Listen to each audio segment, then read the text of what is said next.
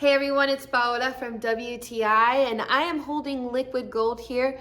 This is olive oil that is organic and it has been made by the family Garcia de la Cruz for over 150 years. Another fun fact of this company's history is that it was founded by a woman and it's been ran by women through several generations. That's not very common in business.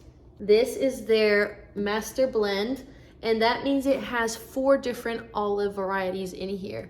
They're all organically grown. That means this oil is unadulterated. As you can see when I pour it out, it has that green tint to it. That is when you know an olive oil is very pure. It is a little bit pricier, but that is because this is award-winning olive oil.